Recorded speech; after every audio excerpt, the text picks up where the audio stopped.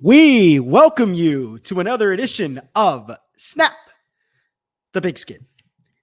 Hello, everybody. The NFL season is right around the corner, literally right around the corner. We can look right around the corner and it's right there. We got a lot of stuff that we got to talk about. We are on the our final division preview for this offseason before we jump into the regular season. Noah Clark, Kedrick Stumbris. Kedrick, it's good to see your face. We got the NFC North, the AFC North, and these are going to be these are my two favorite divisions right now to preview. And even just thinking about it, it's going to be fun stuff. The AFC North with the Ravens, Browns, Steelers, Bengals, very competitive division. Then you have the NFC North. The black and blue division might be back, Kedrick. The black and blue division of the NFC North is potentially back. So I'm fired up for this episode today. This is going to be a lot of fun. I think we're going to be talking about 4 bona fide Super Bowl contenders today. And a little sneak preview. I think we're going to be talking about the team that I think is going to win the Super Bowl this year. And so I'm really excited. We are recording this. It is 12:50 p.m. Central Time on Friday, August 23rd. By the way, you'll hear this a little bit later after the fact. So if we don't mention something you think we should, that's too bad. We recorded this early because I'm not recording a damn podcast from the beaches of Cancun. So you can deal with it. You can deal with it. But I'm looking forward to it. I am really excited. I got a little bit of a surprise for you at the end of the episode, Noah, but let's break down the AFC and the NFC North. I am fired up for this one. I'm very excited. Oh, dude, I am pumped for this. This is going to be very fun. I've been kind of waiting till we got to this point. So let's just jump right into it here on this gorgeous Friday that we have when you'll get this out on a Wednesday. And let's start with the Baltimore Ravens. Lamar Jackson and the Baltimore Ravens, they got so close, so very close to the Super Bowl. And they came just a few yards short, an interception short. Lamar struggled in the game against the Kansas City Chiefs.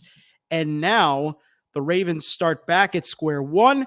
They have to compete for the division title. They have to compete with the Kansas City Chiefs. I start by saying this. We got our love and hate, but I start by saying this for the love for the Baltimore Ravens. Honestly, this defense, even though they lose their entire coaching staff, almost their entire defensive staff, they still got, I think, a lot of key pieces on this defensive group. And even on the offensive side, too, you look at it with Lamar Jackson still being there. You also add Derrick Henry. That's a good boost for this team. I think that's a very positive thing for the Baltimore Ravens and just overall for this team to get back to where they were at last year. Now, the hate part about this is their depth at running back kind of sucks. And I was going to put the Ravens losing almost their entire defensive coaching staff on there.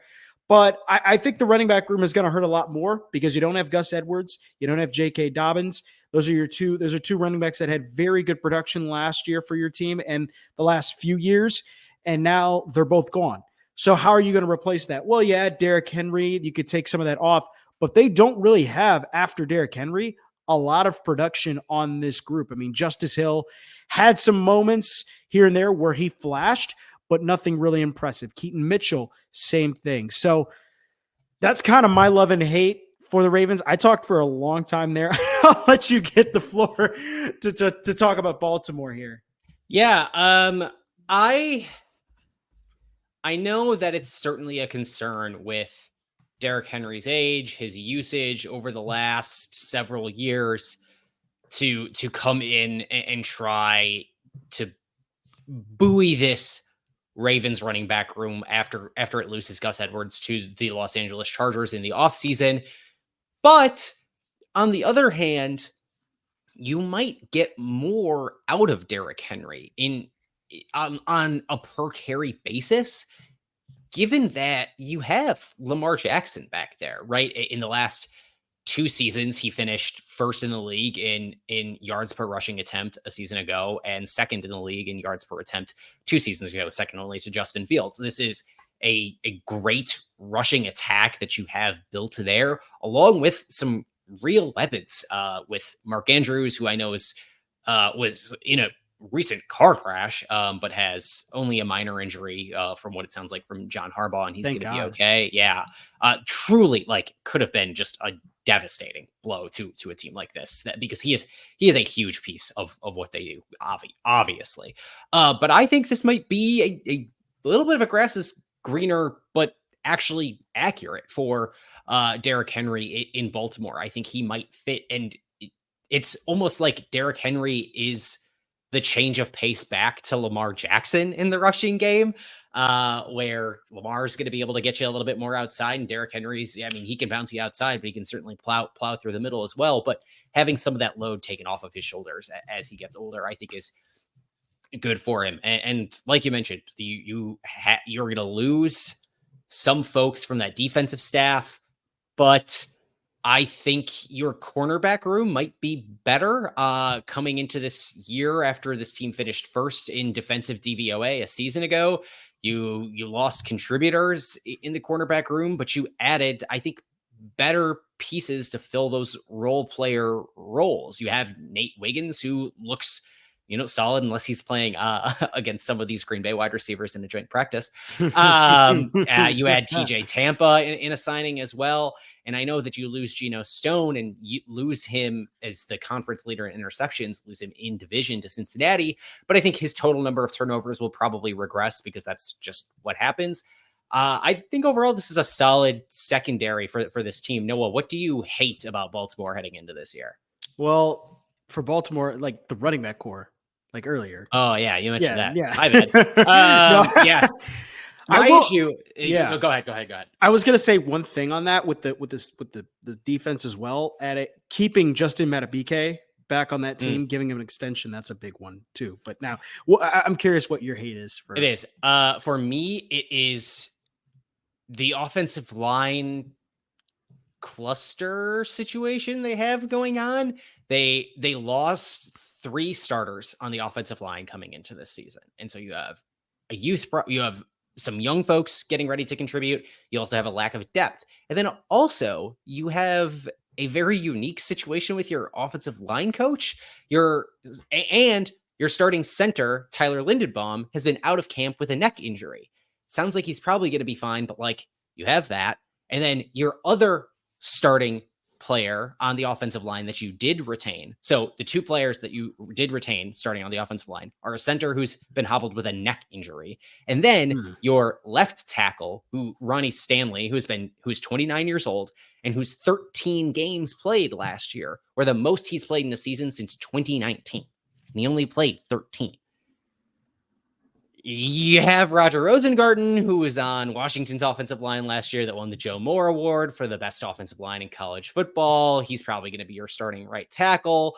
But you also lost your offensive line coach indefinitely to a medical condition in Joe Alessandris, who's been coaching offensive lines for 40 years. Now, fortunately, your interim is George Warhop, who has been coaching offensive lines in the NFL for nearly 3 decades. But like, man, what a confluence of events for this offensive line. Not to mention then your support, Mark Andrews at tight end, was in a car crash. It's not looking good. Yeah, it's a weird thing for that front 5-6 up there for Baltimore.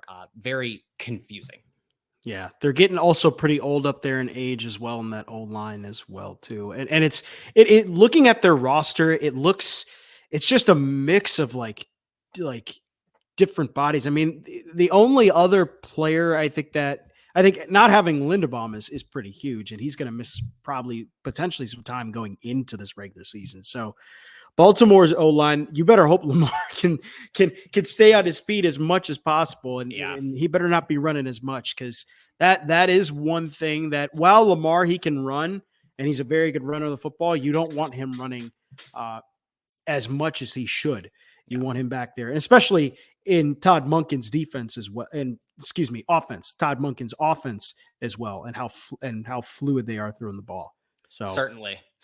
Let's move on to the Pittsburgh Steelers then. Out in the Steel City, they have to replace a few defensive backs on that team. But ultimately what I love is you still got TJ Watt, no matter how rough your defense might be. You are bringing in Deshaun Elliott, who is a career free safety to play strong safety for you. You're bringing in Cam Sutton, who is going to face an 8-game suspension after he pled guilty to misdemeanor domestic battery. But you get coverage and pass rush from TJ Watt. So like, that's really great. I don't really know what they're going to do at the third level of that defense behind the linebackers, but yeah. No. What do you love and hate about the Pittsburgh Steelers this season? So with Pittsburgh, I mean, they did beef up the defense. I think that's the only positive thing that I will say about the Steelers, because when you look at it, they TJ Watt, with TJ Watt still being there, your defense, your team is still pretty dang good on the defensive side of the ball. And you also I think you also got to give props to Cameron Hayward too. With Cameron Hayward on the defensive side of the ball too, you still have you have an inside pass rusher and an outside pass rusher that really helps. Also, I think we also have to remember too, they got Patrick Queen this offseason, which that's a big fill for their inside linebacking core right now. The depth at that spot was pretty bad, and they needed to kind of fill that spot with maybe like someone who was serviceable. They got the best inside linebacker I think they could have got in the free agent market in Patrick Queen. So that's a big boost. Other than that, this offense, they just look rough. They just look so rough this year. Even despite the fact bringing in Arthur Smith, this offense for Pittsburgh just looks so bad. I mean, everybody wants to say, in Pittsburgh, yeah, you got Justin Fields. Yeah, you got Russell Wilson. You got two quarterbacks that maybe will give your team a boost. But I also will say too, you got Justin Fields and you got Russell Wilson, and neither one of those guys I could see being a serviceable quarterback for this Pittsburgh Steelers team for the entire season. I mean, we've already known what Russell Wilson is. And I think too, Russell Wilson might be washed. And this is a very big possibility. Russell Wilson might be washed. And then there's the also possibility that Justin Fields might be a bust. So that it doesn't look good. I know. And it doesn't look good. Only any of us were screaming this from the mountaintops for 2 years. I know. Me being the Justin Fields truther can admit that now, that he is in fact a bust. But they just don't have anything in the quarterback position. The running back core, you got Najee. I mean, Najee was at some points just really slow. And Jaylen Warren should have been the starting back for the Steelers team from the get-go, and he wasn't. And then the wide receiving core, you have George Pickens, you've got Van Jefferson and Pat Freiermuth as your tight end. But they really even looking at your face after that facial expression, that just goes to show how brutal this Steelers offense looks. And I just think they're going to struggle this year. I think this is going to be an offense that's going to be in the bottom 20s of the league this year. I think that is not an absurd prediction. Yeah. Not even close. I mean, look, the fact that we are having to have a genuine quarterback competition conversation about Russell Wilson and Justin Fields, I think it tells you literally all you need to know. You want to talk about hate watching the Denver Broncos quarterbacks? Yeah, for real. Like come on. Yeah, Justin Fields, has not learned a lesson about playing quarterback in the National Football League since he joined it. Russell Wilson, seems to think he has learned everything, and that led to his downfall in Denver. But yeah, this is not going to be much of anything. Shall we move on to the Cincinnati Bengals? Yeah, let's get right into the Bengals. Last year, the Bengals for a season were the Bungles. They kind of stunk up the joint a bit. It only was because Joe Burrow was out for the season with a wrist injury. Didn't finish the rest of the season. This year, though, I'm going to say it. This may be Cincinnati's last dance. I think that the Bengals could be potentially either losing Chase or could be losing T. Higgins. They already lost Joe Mixon in free agency. They did get some good pickups. They did have an underratedly decent offseason in free agency. You bring in Mike Gesicki, you get Sheldon Rankins, you get Geno Stone, which I think that's a huge boost for their secondary. They need somebody to help out in that back end of that secondary. I think they made some good moves, but I think this is going to be the last year that we see this Bengals team be at this kind of level, because I think next year, potentially they're going to have to scrap some of this roster and gut some of this roster and start all over again. Well, and it's not even like this roster as a whole is that great to begin with. I think there are serious holes on this roster, and you think so? Yeah, I do. I really do. I think they have some pretty serious issues on defense that they did not address, as well as on the offensive line. According to ESPN's pass rate, pass rush, run stop, and pass block rankings, as a team last year, the Bengals ranked 23rd in generating pressure from pass rush, ranked 26th in stopping the run, and ranked 27th in pass block win rate. This is not a team that is very good up front. The issue, since this team got to a Super Bowl however long ago, was keeping Joe Burrow upright, and it has failed to do so ever since. They realized that was a problem when they first got to the Super Bowl, and then what they did in response is sign a bunch of 31, 32-year-old guys who were falling apart to try to salvage the offensive line for Cincinnati, and that did not work. By the way, that's the same thing the New York Jets are doing. So like we've seen that script before in New York. If there are any Jets truthers hanging out here, like we've seen this in Cincinnati. It doesn't work. I said to some of my in-laws earlier this offseason, we're going to look back on that Cincinnati Bengals Super Bowl run as probably the weirdest one-off like aberration in the NFL. I think that might have been the weirdest playoff run in the NFL for both teams. I think it's a really wacky thing. Now, that's not to say that I don't think Joe Burrow is quite good, because I think he is quite good and can elevate this team. And what I love about this team, despite the fact that I think they have some serious issues up front on both sides of the ball, is that they have a really big advantage on the schedule favorability front, because Joe Burrow was limited to start the season last year because of a calf injury he sustained on like the second day of training camp. That meant he did not get to participate in training camp basically whatsoever. He was limited in game action for like the first month of the season. And then after he broke his wrist, he did not play the final 7 games of the season. Despite all of that, the Cincinnati Bengals finished 9-8, which quite impressive for a roster that I think is kind of bad. And 9-8 should be good enough to get you into the postseason most years, but you finished 9-8 and in last place of the first division in the NFL to have all 4 of its teams finish the season with a winning record in 70 years. So you get the advantage of being a 9-8 team. You're coming off of a winning season where you didn't have your starting quarterback, and you get to play a 4th place schedule this year. So pretty good. Last year, they played by like any metric, the most difficult schedule in the NFL, but by a good step. Now, because they're playing a 4th place schedule, they have the 6th most favorable strength of schedule by Vegas win totals coming into this year. Yeah.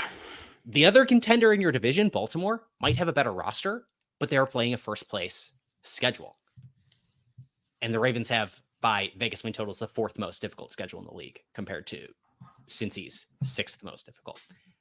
I think even though your roster in Cincinnati is flawed, you have a leg up on some of the other division contenders and maybe even conference contenders. You might be able to push your way through an easy schedule and get yourself that first round bye even. I don't know that it's necessarily the case, but it certainly gives you an advantage that some of the other contenders that came in from winning their division a year ago don't have. Yeah. And for the Bengals, this is perfect because it's kind of almost replicated from what they had in 2021, because remember the year before in 2020, they had the worst record in the National Football League. And then they had a fourth place schedule and they just coasted off that. Right. And this is why teams go from worst to first all the time. Yeah. So this could almost reminiscent to what we could see from this team from 2021 to this year. And they've got it. I mean, they've got Joe Burrow. You got Jamar Chase still. If they can, you got to hope that their offensive line is going to be able to hold Joe Burrow up for more than 2 seconds. But God, the Bengals, man, this is it for them. This is kind of their last shot to try and get this team into a deep postseason run, because next year they're going to have to gut the team. You've got to figure out how you're going to pay Jamar Chase next year. And T. Higgins, if they try to pay T. Higgins, you got to figure out how you're going to pay him. They're probably not, but I mean, some of that's coming together already. That's why, you're throwing the franchise tag around on receivers that aren't Jamar Chase. You're planning on paying him. They're setting up this plan ahead of time. The Joe Burrow contract looks, a little bit better every year, every offseason that's going by as the cap goes up. It's not absurd to think that this team will continue to keep competing, but they need to figure out the offensive line. And we haven't seen any team except for a team quarterbacked by Patrick Mahomes pay the bag to a number 1 wide receiver and go on and win the Super Bowl. And I know that's kind of unfair cherry picking because we haven't seen many teams other than teams quarterbacked by Patrick Mahomes win Super Bowls lately. But I have long been a skeptic of the pay the bag to the wide receiver mantra. I mean, I agree with you. There hasn't been, and even with the highest paid quarterback too, there hasn't been, I think it's been a long, long time since the highest paid quarterback in the league is. I think that's a different question though, because it's that market resets year over year, right? So that title is pretty much always changing. and that's the other thing too. That market kind of resets itself. Yeah. So anyways, we go from one team in Ohio to another team in Ohio, the Cleveland Browns. And Cleveland, the Browns, they were a team last year. They were kind of the middle of the pack team. I mean, last year they didn't really impress, but they were one of those teams that just kind of pressed. They were decent. As in the words of Sam Gemini, I'm not overwhelmed. I'm just whelmed. And the Browns last year whelmed multiple teams last year and whelmed me. And now this year they come into the season, they add Jerry Jeudy, which I think for me, Kedrick, is a big boost for this team. This wide receiving core kind of underratedly looks decent. I mean, Amari Cooper had a resurgent year last year. Okay. Jerry Jeudy, you bring him in. I think it's a fresh start for him, especially how it ended in Denver. Get him in a fresh, change of scenery, bring him to Denver or bring him to Cleveland and have him play in that offense. You have Elijah Moore. You have David Njoku.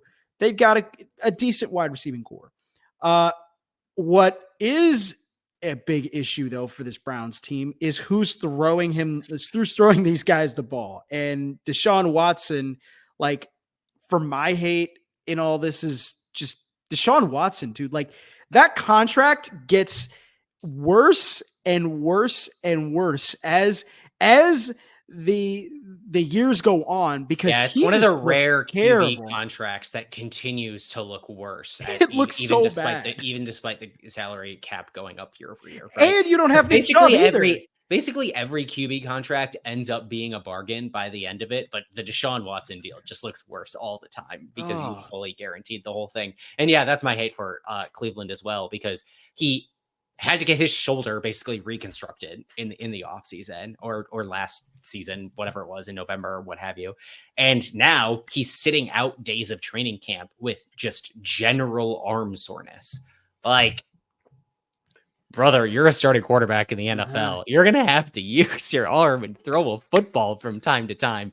It is like you're not a starting pitcher in the MLB. Like, no. you don't get this is not, you already get in season the 1 week off, right? Like, it looks bad for them, which sucks. Fortunately, their defense is still good. This team was number 2 by DVOA in the league last year and number 2 in the division because Baltimore was first. Weirdly, though, they didn't have a great red zone defense by touchdown conversion rate, around middle of the pack, 17th in the league. So there's a chance that those two numbers regress toward each other, and we get a more like good, not great version of this Cleveland defense. But that also comes along with a better red zone defense that will help it in those situations.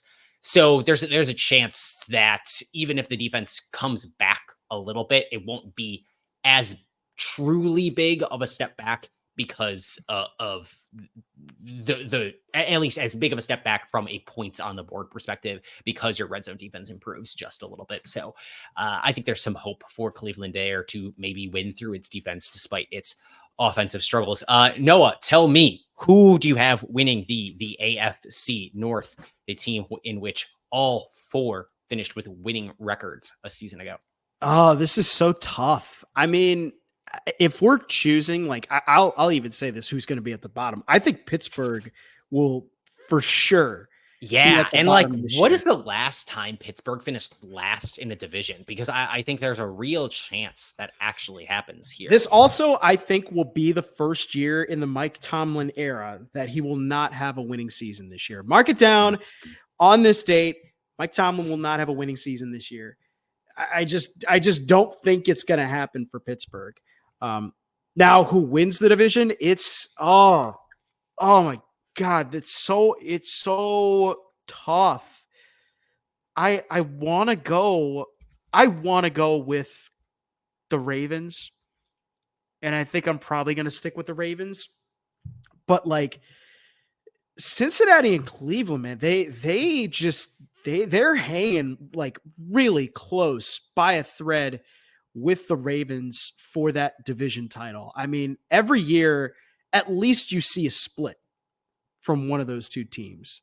And I don't know that I'd call. I mean, if anything, I think Cincinnati finishes second. I think the Bengals finished second. Yeah, I don't know that I'd call Cleveland something close to being able to contend. Maybe in a world in which they steal a couple of games, but I don't see that happening. I do think if you're just going to not be able to produce quarterback play, I think ultimately that's going to doom you. And in a world in which your defense is going to regress some, I think they're really not a true contender for this division. I'm going to take Cincinnati, actually. I like Baltimore's roster more, but I think that they're going to take some time to gel together a little bit, particularly with the moving pieces and young pieces on the offensive line. I think is going to take a little bit for them to get started. And you have to get started against the Kansas City Chiefs on Thursday Night Football. So it's going to be a little bit harder, and you have a much harder schedule than Cincinnati does. So I'm actually going to take Cincinnati to win the division. And for the record, the Steelers have never finished in 4th place in the AFC North. They have not finished in 4th place in a division since 1988, when they finished 4th in the AFC Central. Oof. Or sorry, 1999 when they finished 4th in the AFC Central. It's gonna happen. It's gonna happen. Sadly, and I the other thing I think with the Browns too is you have the reigning defensive player of the year in Myles Garrett on your roster too. That's that's why I was leaning towards Cleveland maybe because solely their defense last year was incredible. I think it's fair. You have Myles Garrett. You still have Denzel Ward. Like that's not a bad defensive unit. Yeah. I just you typically see like defensive metrics just aren't as sticky as offense. So for me to see a team in which that defense might be on the field a lot if the offense can't do anything, it is hard for me to say this is going to be a top 2 defense in the league again. This is going to be a top 5 defense in the league again. And if it's not that, when I don't know what your offense is going to be, for a really hard time predicting you being able to win a division in which I think you have at least 1, maybe 2 actual Super Bowl contenders in it. Yeah, it's tough, but that's going to be a fun division to watch throughout. Let's jump into the black and blue division, and this is probably going to be my favorite division to talk about, the NFC North, and we start with the team that could potentially break out this year, that will by all means shock a lot of people this year. I drafted Caleb Williams in fantasy this year. I drafted DeAndre Swift in fantasy. The Chicago Bears, man, they have a plan, and they're moving in the right direction. They, for the last 2 seasons, had the most draft capital in the National Football League. They had the most cap space by far by any team in the National Football League. They also, with that, drafted Caleb Williams. They got DJ Moore. They had multiple first-round picks to boot with that as well. They used those first-round picks on, I got to take a breather, on Rome Odunze and Caleb Williams. I've talked a lot about the Bears with Sam Gemini over the last few episodes before, Kedrick, you came on in the show, and he said the same thing to the Bears. I mean, like, he's never seen a team that, is 1 draft away from being a playoff team. And the Chicago Bears are on the doorstep of being that. The one concern I do have is the defensive side. They didn't really add anybody on the defensive side, which is very concerning. They didn't lose much either. No, they didn't. It's largely the same set of contributors. They didn't, but still, like, there could be a massive drop in defensive production if they don't see the same production that they saw last year. So, yes, and this is what I hate about the Bears as well, because I think there's going to be significant turnover regression. When we talk about defenses and defensive metrics not necessarily being sticky, that is 100% true when it comes to generating turnovers. Some of a good chunk of that is luck. When you take the number of passes defended per interception generated over the last 3 seasons of NFL play.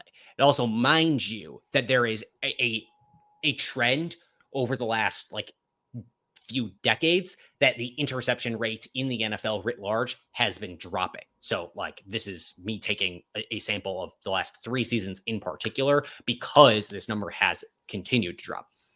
In the last 3 seasons, about 1 in 5 passes defended turns into an interception. It's a little bit more than every 5 passes defended turns into an interception.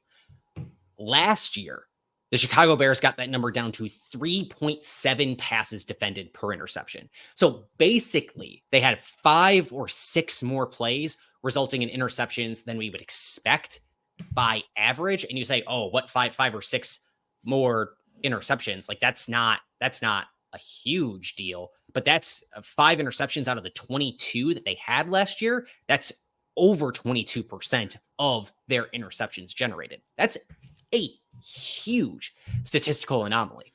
I will note that the 49ers numbers were almost exactly the same last year for their defense. By the way, they had 1 more pass defended and the same number of interceptions generated as the Chicago Bears over the course of the season. But also, the Bears, those interceptions came in a big chunk toward the end of the season as well. So there was probably some, really bad turnover luck at the beginning of the season where they weren't generating turnovers, and then they over-generated them above and beyond what their actual level of play would have reasonably generated them over the course of an entire season in that back half of the season. It's very strange. While we're on the subject, the Packers had about half as many interceptions generated, according to their number of passes defended last year. So there might be some regression up for the Packers defensive unit. But I think for as exciting as the Bears defense was over the course of the back half of the season, I think there is reason to think that unit is going to come back to the pack a little bit, even though sorry for the NFC North pun there.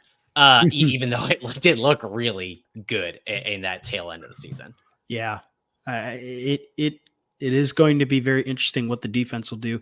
And here's the other thing I will say, and this is the main point of why the Bears, I think, are going to be very good this year. The offensive side of the ball is way better, has gotten way better over the last couple seasons. They've kind of slowly, gradually improved it.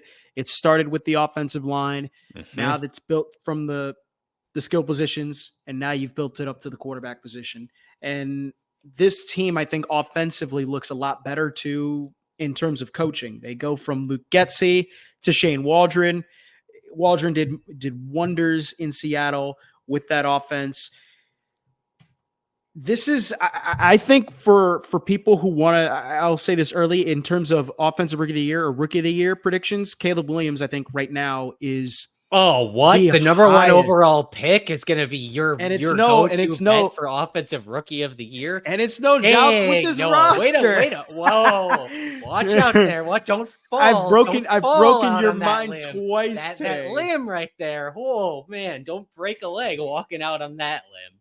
I've broken your mind twice today, but it's and the reason why he's getting all these these high praises, he's got the most odds to win a rookie of the year, offensive rookie of the year, is because his offense is just stacked around him this year, and that's a major thing. He's good, and the Bears don't need him to be like otherworldly this season. They need him to be serviceable this season, regardless of whether or not Caleb hits or not. The Bears actually have a plan in place to compete over the next few seasons. It's very clear. You mentioned at the top, they are top 10 in cap space available to them projected over the course of the next 2 off seasons from now, right? This is a team that has cap space available for them to use it if they figure out that, like, yes, this is a window where we can compete. Caleb Williams is a guy who allows us to go out and compete, even when they're making free agent signings like Keenan Allen, right? That has improved their offensive skill positions. You're signing Keenan Allen, but only giving him a 1-year deal. You're not doing yourself a disservice over multiple seasons to go and get these guys. Even Matthew Judon, the trade that you were in on, even though he ultimately went to Atlanta, you got this 3rd round pick that you could just go and hand out because you've had so many picks because you got this haul from Carolina. So you can go and dangle this 3rd round pick out, especially because Matthew Judon, as we come to find out, didn't necessarily need a new contract to play in a new city, right? So you were only giving out the 3rd round pick just to get him, as opposed to in the past, when the past Bears regime dangled out premium picks. So in the middle of the season to trade for Montez Sweat so that you could go and give him a top of the market contract. You were trading away premium draft assets to then be able to sign at a premium for talent. This team isn't doing stuff like that anymore. I hate to say it. I hate to say it. The Chicago Bears know what they're doing. Yeah. And that is something that I do not know if it has been true in my lifetime. It might really be happening in Chicago. It might really be happening. I really wish Sam Jamini, I really wish Sam was on here to talk about this, because he would have a lot of things to say with you hyping the Bears up right now on this talk. I'm sure he would probably tell me that, like, no, I'm just a nerd and I'm wrong for saying that the turnovers are going to regress. But I think Sam actually appreciates analysis like that. But yeah. I think Bears fans genuinely have reason to be excited. Let's talk about another team that's been lost in the doldrums for a very long time in the NFC North, and that is the Detroit Lions. And I cannot believe they kept Ben Johnson. I can't believe they kept It's a steal, dude. And I know this was like 8 months ago now or whatever. It is not that long, 7 months ago, whatever it was. But like, you kept the offensive coordinator that I really does make this team click. We see year over year why these offensive coordinators make the money they do. These offensive coordinators get these head coaching jobs and do what they do because guys like Sean McVay turn like Baker Mayfield into quarterbacks who are brought in off the street 2 days before playing in prime time to a guy who can lead the team to victory. You get guys like Dave Canales who can revive careers like Geno Smith. You can revive the career of Baker Mayfield and turn that into getting the head coaching job in North Carolina. Ben Johnson and the job that he has done as the offensive coordinator in Detroit is phenomenal. The fact that the Washington Commanders could not get him to say yes to their head coaching job is hilarious. Too funny. And Too is funny. A huge credit to, I guess, his ability to recognize that he can have his choice of job basically when he is ready for it. And yeah, if Detroit sucks this year for some strange reason, that might not be available to him, but I don't think that's going to happen. Noah, tell me about what you love about the Detroit Lions this year. Man, Detroit, like Ben Johnson is kind of a steal. Like that was so huge for Detroit that he could come back. And this offense, I think, gets a big boost just from coaching wise. Defensively, however, they got a big boost in their secondary. I think they massively improved this secondary from a year ago. You look at last year, the Lions were one of the best teams in terms of run defense. They did not really give up too much in terms of rush yards at all on the defensive side. And Aaron Glenn, the defensive coordinator last year, said it. We want to be good at, if we're not good at some areas, we want to be good at least at this one area. And it was rush defense. Now, the bad news about that, while you're good at rush defense, they were terrible at pass defense. They were 27th in pass defense. And their secondary, dude, was atrocious last year. Now, this year, they went out and they went into free agency. They get Carlton Davis. You go into the draft, you get Enos Rakestraw. You also get Terrion Arnold in the first round, which, by the way, was a steal of a corner in the draft in the first round. And steal. That's like, I mean, people in terms of to go. in terms of the NFL ready ability at the cornerback spot, he was the most NFL ready.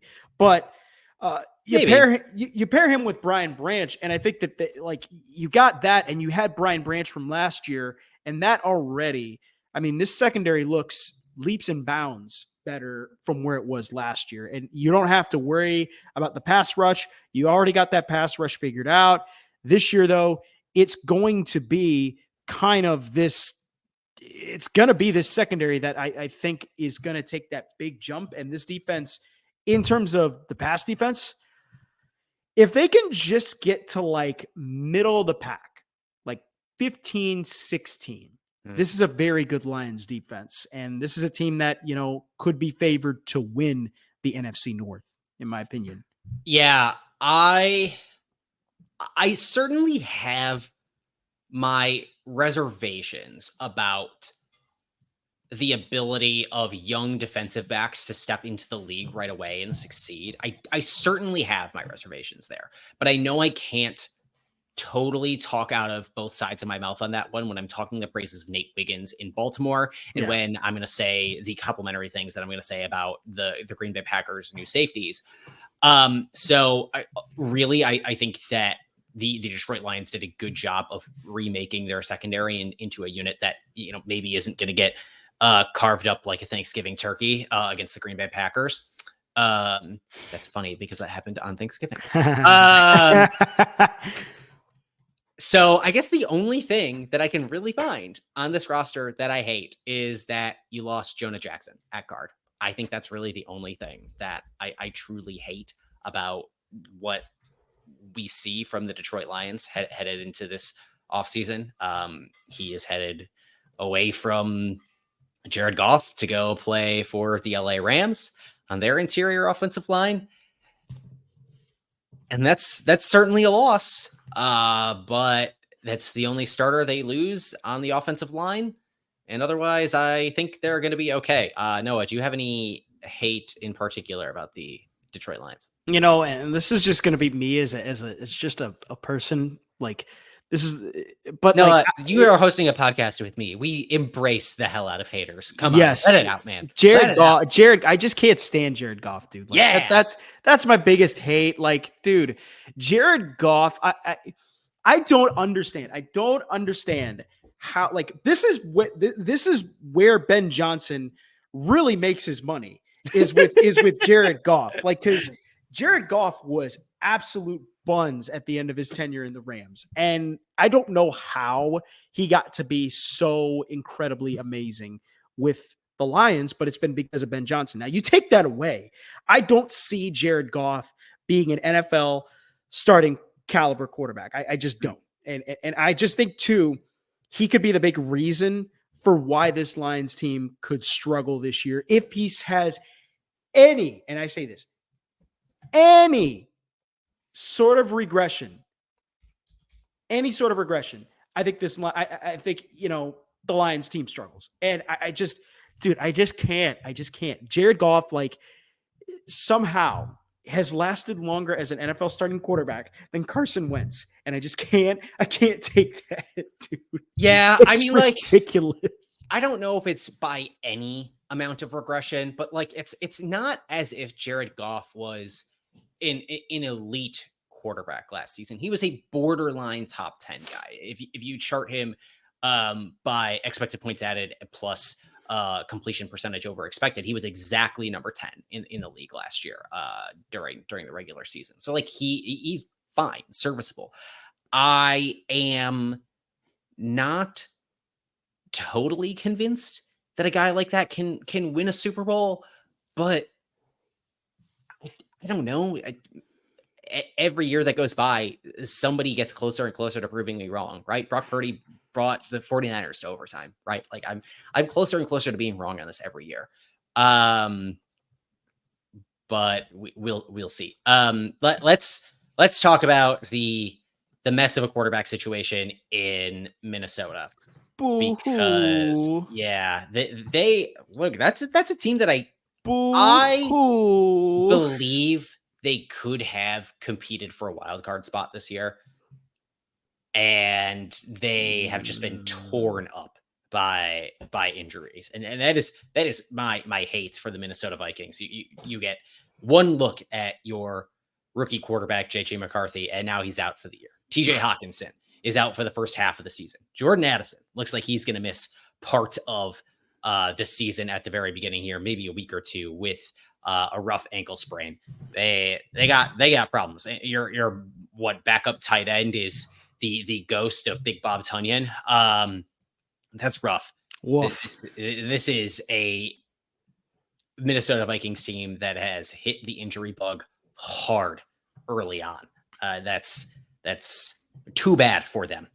Noah, do you have a love or hate for the Minnesota Vikings? Oh boy, love and hate. I mean, to start with hate, I mean, it's the same thing as you. Like they lost they lost a lot of their production due to injury this year.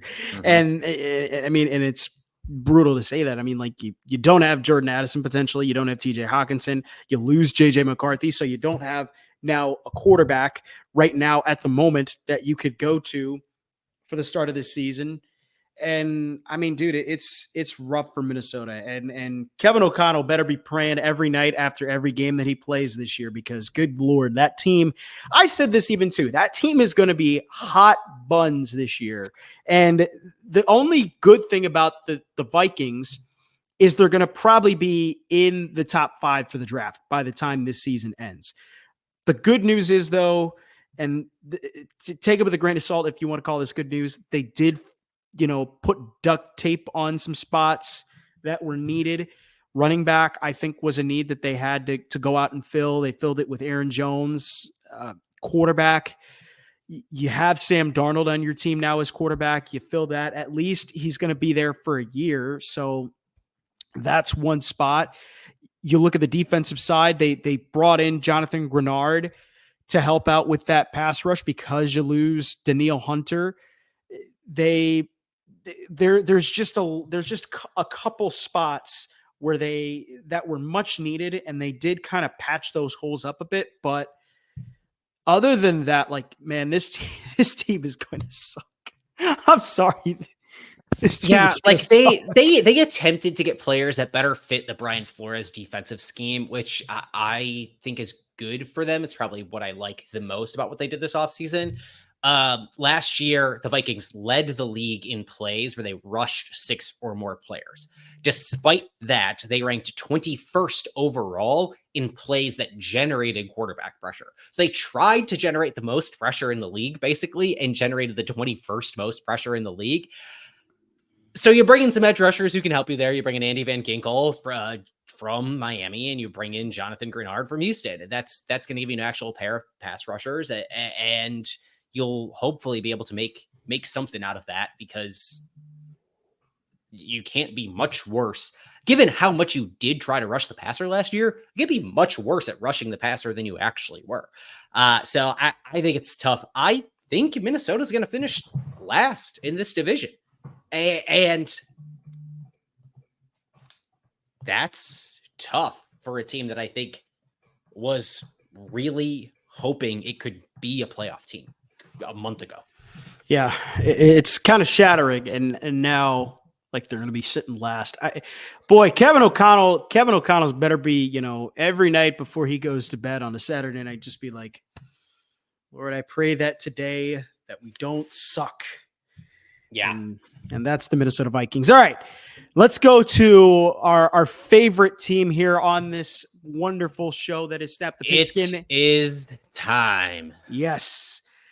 The Green Bay Packers, man, I have been waiting. I have been salivating at the mouth to get to this, Green Bay last season was Utah under the radar team, but they kind of had a breakout year with a breakout player, Mr. Jordan Love. Got the Packers all the way to the postseason. Got his first playoff win over the Cowboys. Kedrick, you were there to witness that. I was, and it was awesome. It was an incredible moment. There is nothing better. Maybe trolling the heck out of Bears fans, but there's almost nothing better than trolling the hell out of Cowboys fans. Absolutely. Especially when they're your in-laws. Absolutely. I hope Eileen's not right next to you when you say that. No. She was there wearing Packer gear. I got that for me. But they lost to the 49ers. This has been an issue that I'll ask you when we get into this, with the Packers and the 49ers, but they improved their roster in the draft, especially the safety core. When we were there at Packers camp, night and day, they upgraded their safety core. Xavier McKinney, they added in the safety group. You also look as well, they added Josh Jacobs in the running back core, and they went out in the draft. They get Jordan Morgan in the first round, Edgerrin Cooper in the second, and Marshawn Lloyd in the third. They filled all three of their needs: linebacker, tackle, and running back. They got this incredible wide receiving core with Wicks, Reed, Dobbs, Watson. You have in the tight ends group Tucker Kraft, Luke Musgrave. The Bears offense, I think, will be one of the best in the NFL, but it's not compared to what the Packers have on the offensive side with this group. And I know you're giving me that look, but I don't know that I'm going Bears, top 5 offense. Let's chill top 10 either. You don't think they're okay? Well, that's like reasonable, but you go to one of the best offenses in the NFL, the Chicago Bears. Regardless, let's chill. Okay, best offense in the division. The Packers probably will have the best offense in this division, but them or Detroit, yeah. But I which is what I say for my love. My hate on this is the defense. You lose Joe Barry. You thank God that man is booted to Timbuktu, and they bring in Jeff Hafley. Who knows what's going to happen there? It is kind of that concern with the defensive side that I have every year. But I want to start by saying this before we get into the love and hate. When at some point do the Packers get over this hump of losing to the San Francisco 49ers in the postseason? Because it happens almost on a regular basis now in the postseason. It happens to literally every other team in the NFC too. I don't think that we necessarily need to paint this as a Green Bay Packers thing, especially because I think Matt LaFleur has a winning record over Kyle Shanahan in the regular season too, right? Like I might be wrong about that, but I know that their record in the regular season is actually much closer than it is. I think it's 3-3. Yeah, whatever it is, it's obviously closer than getting goose egged in the postseason. Look, the 49ers have been a good team. The whole NFC has been trying to figure out how to catch them over the last several years. The way the playoff bracket has fallen, and because it's single elimination and you only have 6 or 7 teams in each conference, it just so happens the Packers have played them several times. That's really not that weird from like a numbers perspective. For that stop making it make sense. I mean, it's the same thing that we do, though. We do the same thing on the AFC side, though, and talk about how Josh Allen can't get past Patrick Mahomes, right? It just so happens that they're both good and both get there. We don't say the same thing about we kind of say the same thing about Lamar Jackson, but not as much because they just don't happen to play each other in the postseason all the time like it happens with Mahomes and Allen. I don't know. It just is the case. It just kind of is what it is.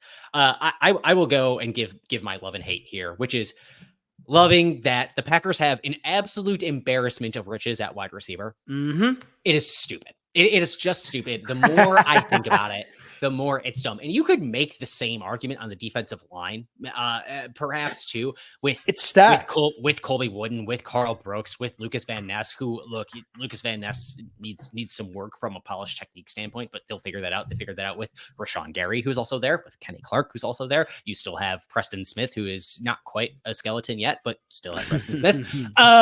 They have, there's so much they can do from the Devontae Wyatt too, as well, which is good. Yeah. I again, an embarrassment of riches on the defensive line, but also at wide receiver. And I am sick and tired of hearing people say that the Green Bay Packers need a number one wide receiver. Shut the heck up. Leave this one to the nerds, because on this one, the nerds actually know ball more than you do. Grant freaking DeBose, which is a name that you have never heard of because he was on the Green Bay Packers practice squad last year, right? Might take the place of Bo Melton on this roster, who had a 100-yard game and pantsed the Vikings on national TV for everyone to witness at their New Year's Eve party of choice, right? Samori Toure is not going to make the roster. I think that's predetermined. Malik Heath, who was supposed to be the diamond in the rough on this roster last season, who got 5 passing snaps on Thanksgiving last year against Detroit, caught 4 balls for 46 yards on those 5 snaps. He was supposed to be the diamond in the rough last year. Plus, you have Christian Watson, and you have Romeo Doubs, and you have Dontavian Wicks, who plenty of people also think might be the number 1 wide receiver, who is like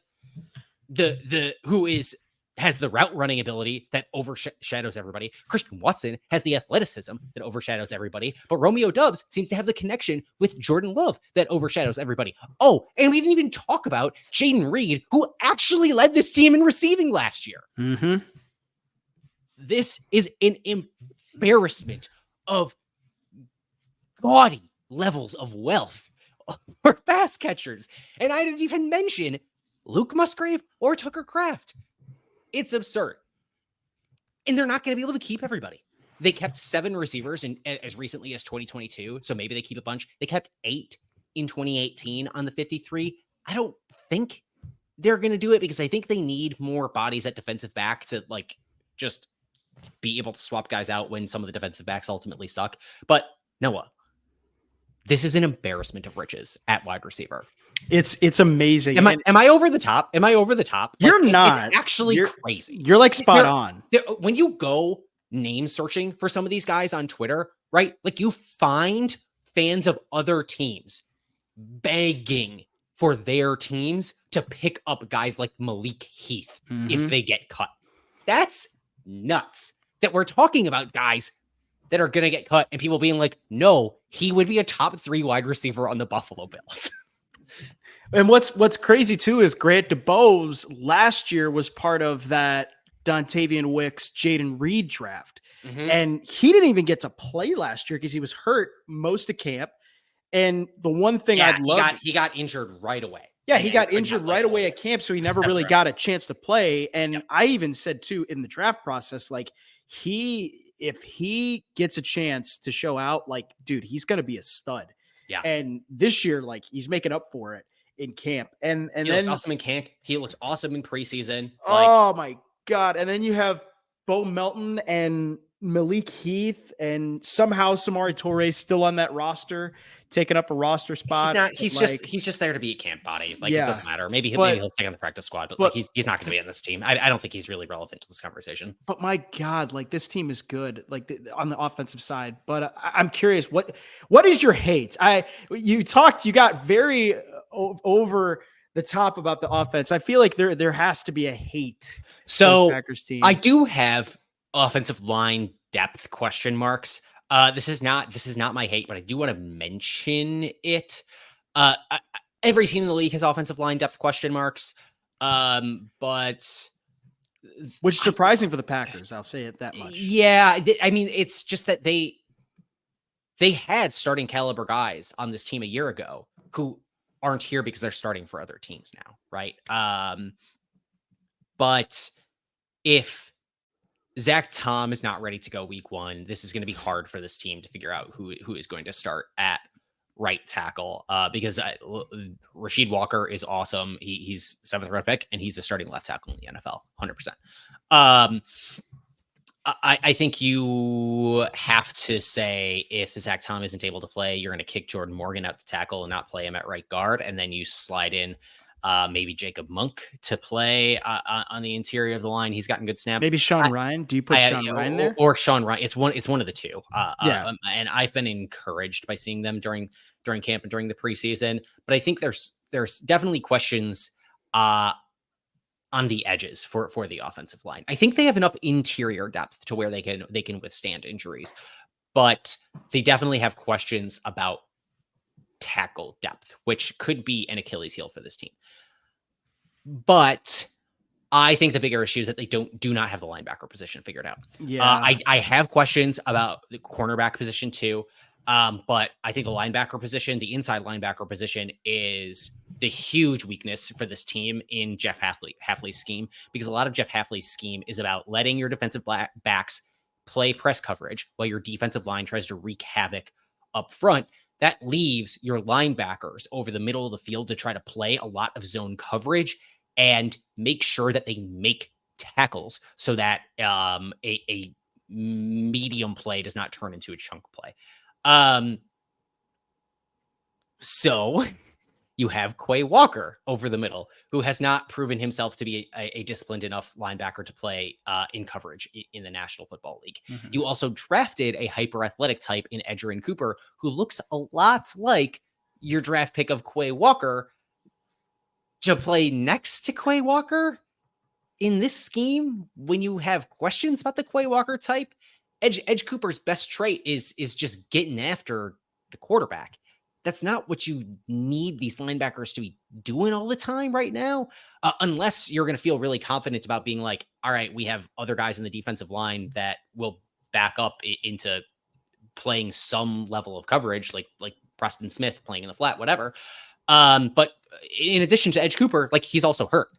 So that leaves you with Isaiah McDuffie, who I think is serviceable. But then beyond that, it's Tyron Hopper, who I don't think anybody really likes as a draft pick from this year. I certainly need to see it in game action before I remove the giant question mark that I have over Tyron Hopper's head.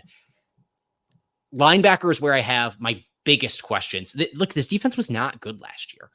And a defensive coordinator change on its own isn't going to fix that. I think there should be some regression up for a defense that was really bad last year. Has to come up a little bit, right? Because defense isn't that sticky. You generated fewer turnovers than your actual numbers, like passes defended, should indicate that you would have turned over, but they did have some fumble luck on the offensive side of the ball too, where they recovered a lot more fumbles than you would have expected them to recover of their own fumbles.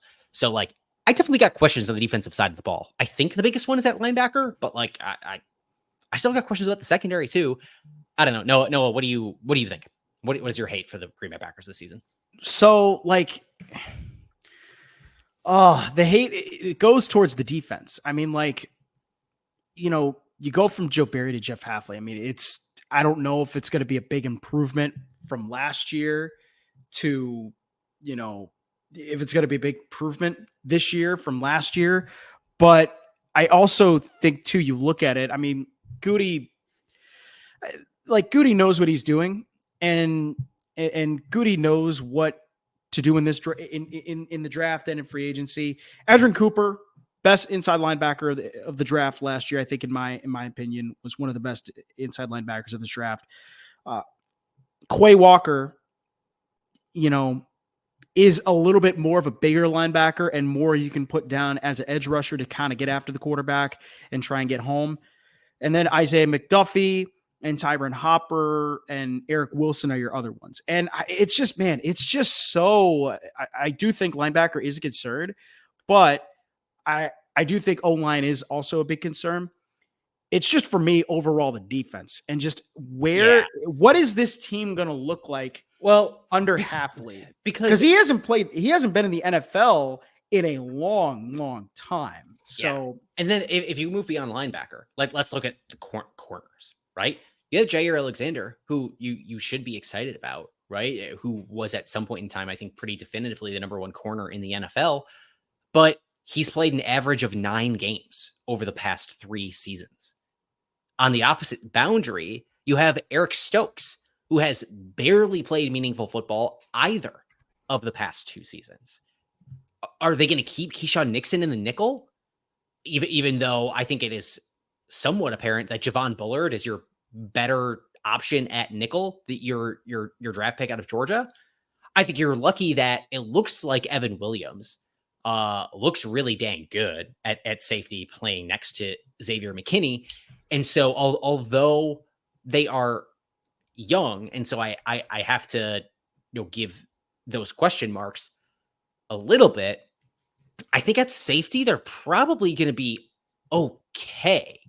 It's corner in the secondary where I have more questions, because Jair could go down and get hurt. Eric Stokes could go down and get hurt. And then you're left like with the Allentines of the world. And that's not a great place to be. And I don't want Keyshawn Nixon playing on the boundary either. It's the defense. I definitely have questions here, and maybe I'll be wrong. Maybe a scheme change fixes things when you're going to feel more free to go out and just try to get after quarterbacks and be stout up front, because you have weapons to do that. If you're going to just play through your front 5-6, awesome. Let's do it. Yeah. I mean, it could be, that's what it could be too, is potentially you just needed a scheme change. I mean, they've been 3-4. They've been a 34 defense the last few seasons, and it hasn't worked. Mm-hmm. So now switching from that to a multiple D could potentially, help. I think it's huge, considering the personnel advantage you have playing a 4-3 defense. Just with the number of guys you have on the D line, like I talked about at the beginning, like you're spot on there, Noah. Where that switch to 4-3 could be huge, just because you have a personnel advantage to play that scheme better. Yeah, so that's all I got for my defense. But now let's get to it. The black and blue division. Who do you think is going to win the NFC North?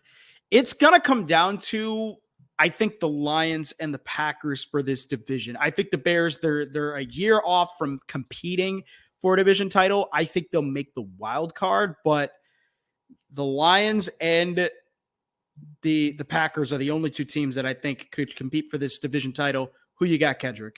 And if you go Packers, I say you're a homer. No, I have Detroit. And I have Detroit pretty firmly. I think the more I sit with this Packers team this offseason, and I don't know if this is just me being like anxious fan, the more I sit with this Packers team this season, the less certain I feel about it. I feel really good about Detroit. And let me give you a weird quirk for the Chicago Bears schedule.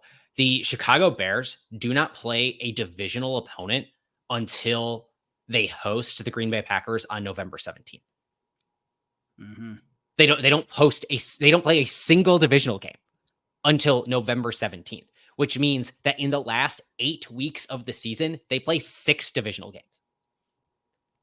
That looks a little bit less daunting now that you have the Vikings twice, which are hobbled, but like in those final 8 games of the season, you play your 6 divisional games and you have to play at San Francisco. So like if the Bears want to make the playoffs, they got to stack wins early. Mm-hmm. But yeah, I have Detroit winning the NFC North.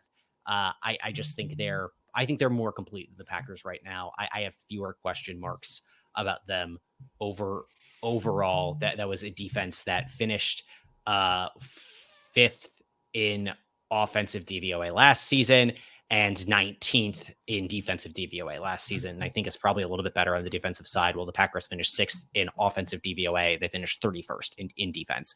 And I don't think you're going to regress all the way up to being, I mean, maybe you regress up to being a top half defense, but I don't think you're going to regress up to being a top 10 defense, which Detroit might be able to do this season. Certainly has a better shot at it than Green Bay does. Yeah, I think between these two teams, Detroit and Green Bay, it is very interesting. I want to give the Packers a lot of credit. I want to give them this division title because it's been like, they've been kind of on a drought, surprisingly. If you could say 3 years is kind of a drought, it surprises. But I got to go with Detroit as well. I think Detroit is so much more. I think Detroit, you look at them, they're a much more complete team in this division, and they're ready to win now. And Green Bay, they're so close to kind of getting back to where they were in this division and just dominating the daylights out of teams. I think Detroit, this is kind of their year. This is kind of their team. And the Lions, to me, I think will win this division, and they'll win it very closely, in the NFC North, in the black and blue division. All right. As we still call it. So, Noah, I have my predictions already written down on this note card. So give me your division, your 8 division winners. Give me your total of 6 wild cards. Give me your Super Bowl matchup and winner. Now that we are here at the tail end. God, 8 division winners. Oh man. So do we have a spare week before we do have a spare week because we're well over time. I will give you until our spare week just before the regular season starts to decide on your 14 playoff teams, your Super Bowl matchup and winner. But I already have mine. I am locked in, and so then I will keep these on our respective note cards to determine who did it goodest. Who did it goodest? Yes, that is the official competition. Oh, that's perfect, and we'll probably do it next week. But I do want to get in just 1 second before we move on. The Bears, we talk about them needing to make the playoffs and what that looks like. It at the beginning of the season, they played the Titans, Texans, Colts, Rams, then Panthers, Jags, Commanders, Cardinals, Patriots. They got stack wins in that Panthers, Jags, Commanders, Cardinals, Patriots run, because right after that is when you hit your last 8 weeks of the season where you play the Lions twice, the Packers twice, and you play the 49ers. So you got to win probably all of those games from October 6th to November 10th. Yeah, you got to stack them, and you got to stack them pretty early in it. And they can do it, but man, it's going to be hard to do, especially with that second half being so brutal. Yep. All right, let's get out of here. Yeah. So with that, we're done here today. And if you want to watch me and Kedrick more and listen to more of our show. Yes, Noah. Tell the good people where to find you and all the things that you do these days. Yes, you can find me on the app formerly known as Twitter at Rigo Clark. And you can also find us here. It's at Clark Rigo. This is the second time we've been on a podcast, and I have corrected you about your own Twitter handle. Twice. So, so anyways, you can find me at Clark Rigo on the app formerly known as Twitter. Also, too, if you want to watch more episodes of us and Snap the Pigskin as well, give us there. You can follow Kedrick Stumbris at Sconnie Six Pack, is it? Or is it Kedrick Stumbris? Yeah. At Sconnie Six Pack or at Kedrick Stumbris. And then also feel free to watch Snap the Pigskin at www.youtube.com/snapthepigskin or listen wherever you get your podcast. So with that was a long episode, and hopefully we will be back once again. But for that does it for us here on another edition of Snap the Pigskin.